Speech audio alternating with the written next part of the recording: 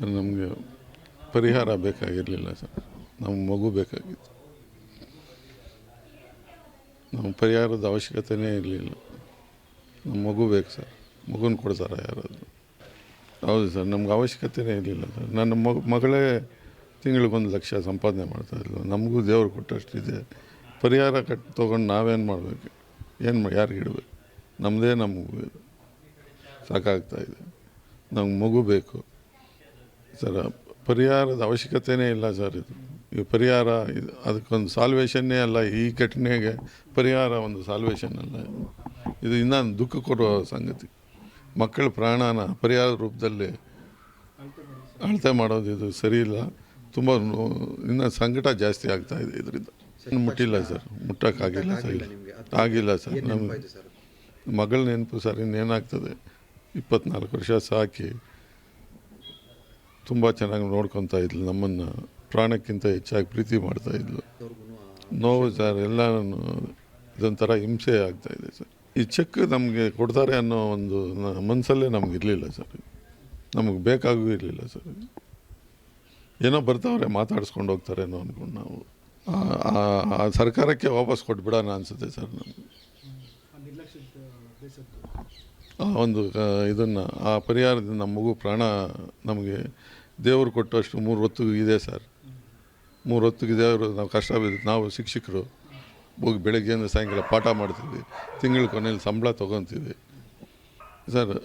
ಮುನ್ನೆಚ್ಚರಿಕೆ ಕ್ರಮ ವಹಿಸಿದ್ದರೆ ಈ ಥರ ಘಟನೆ ಆಗ್ತಾಯಿಲ್ಲ ಸರ್. ನಮ್ಮ ಮಕ್ಕಳು ಏನು ಚಿಕ್ಕ ಮಕ್ಕಳಲ್ಲ, ಅವರು 25 ವರ್ಷ ಆಗಿದೆ, BE ಮುಗಿಸಿದ್ದಾರೆ, 2 ವರ್ಷದಿಂದ ಜಾಬ್ ಮಾಡ್ತಾಯಿದ್ದಾರೆ ಬಾಷ್ ಕಂಪ್ನಿಯಲ್ಲಿ. ಅವ್ರಿಗೂ ಯಾವ ಸರಿ ಯಾವ ತಪ್ಪು ಅನ್ನೋದು ಗೊತ್ತಿರ್ತದೆ. ಅವ್ರಿಗೂ ಏನೋ ಒಂದು ಮನೋರಂಜನೆ, ಏನೋ ಅವ್ರಿಗಿಷ್ಟ ಕ್ರಿಕೆಟ್. ಅವಳು ಆಡ್ತಾಯಿದ್ಲು ಕ್ರಿಕೆಟು ಕಂಪ್ನಿಯಲ್ಲೆಲ್ಲ. ನಾ ಈ ಥರ ಈ ಕಾರ್ಯಕ್ರಮ ಇದ್ದೆ, ಹೋಗ್ತೀವಿ, ಪಾಸ್ ಕೊಡ್ತಾಯಿದ್ದಾರೆ, ಪಾಸ್ ಸಿಕ್ಕಿದ್ರೆ ಹೋಗ್ತೀವಿ. ಪಾಸ್ ಸಿಕ್ಕಿದು ಹೋಗಿದ್ದಾರೆ. ಅಲ್ಲಿ ನೋಡಿದ್ರೆ ಪಾಸು ಬೇಕಾಗಿಲ್ಲ ಎಲ್ರಿಗೂ ಅಂದಾಗ 35,000 ಸೀಟ್ ಇರೋ ಕೆಪಾಸಿಟಿ ಇರೋ ಇದರಲ್ಲಿ ಸೇರಿದಾಗ ನಮ್ಮ ಮಕ್ಕಳಿಗೆ ಈ ಥರ ತೊಂದರೆ ಆಗಿದೆ. ಇದೆಲ್ಲ ನೋಡ್ತಾನೇ ಇದೆ ಸರ್. ನಾವು ಒಪ್ಪೋದೇನು, ಜನನೇ ನೋಡ್ತಾ ಇದ್ದಾರೆ. ಅದರ ತೀರ್ಮಾನ ಜನನೇ ನೋಡ್ತಾರೆ. ಅವ್ರಿಗೆ ಗೊತ್ತಿದೆ.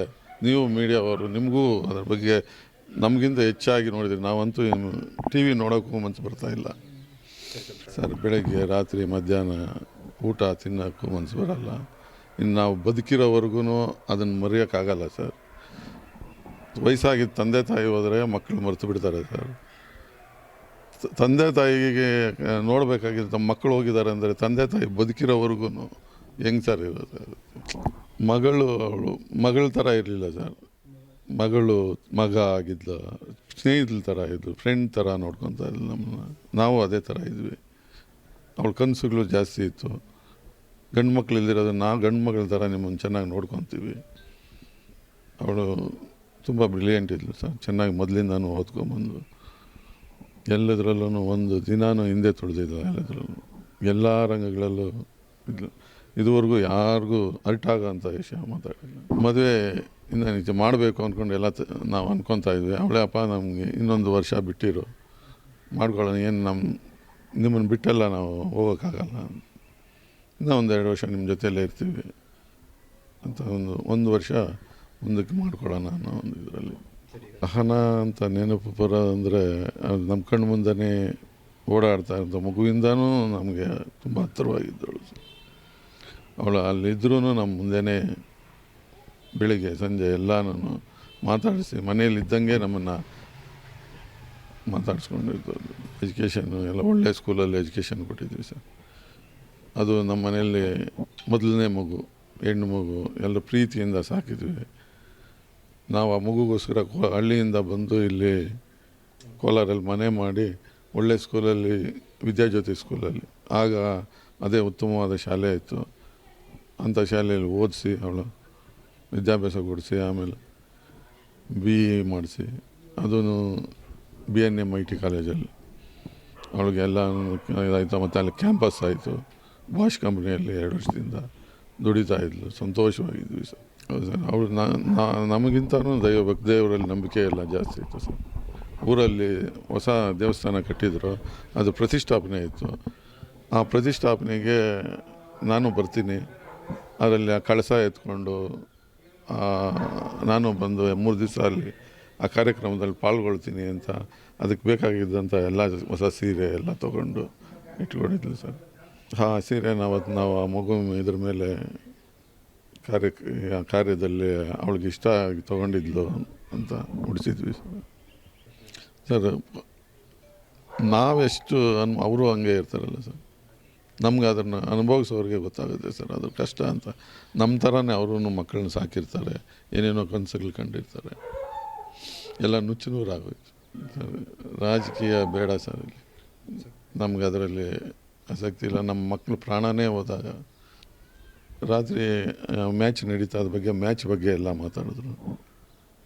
ಅಪ್ಪ ನೋಡಿ ಚೆನ್ನಾಗಿ RCB ಅವ್ರು ಚೆನ್ನಾಗಿ ಆಡ್ತಾ ಇದ್ದಾರೆ ಅಂಥೇಳಿ ಅದ್ರ ಬಗ್ಗೆ ಎಲ್ಲ. ಮತ್ತೆ ಇನ್ನು ಸೆಕೆಂಡ್ ಹಾಫ್ ಮೇಲೆ ಲೇಟ್ ಆಗಿತ್ತು, ಮಲಗಿಬಿಟ್ಟಿರ್ತೀರಿ. ಬೆಳಗ್ಗೆ ಫೋನ್ ಮಾಡಿ ಮತ್ತೆ ಈ ಥರ ಏನಾದರೂ ನನಗೆ ಪಾಸ್ ಸಿಕ್ಕಿದ್ರೆ ನಾನು ಹೋಗ್ತೀನಪ್ಪ ಅಂತ. ಹುಷಾರಮ್ಮ ಪರ್ಮಿಷನ್ ಕೇಳ್ಕೊಂಡು ಎಲ್ಲ ಮೊದಲು 1-2 ಸಾರಿ ಮ್ಯಾಚ್ಗಳಿಗೂ ಹೋಗ್ತಾಯಿದ್ಲು. ಅದು ಏನಿರೋ ಸರ್ ಅದರಲ್ಲಿ ಅಂಥ ಪ್ರಾಬ್ಲಮ್ ಏನು ಇರಲಿಲ್ಲ.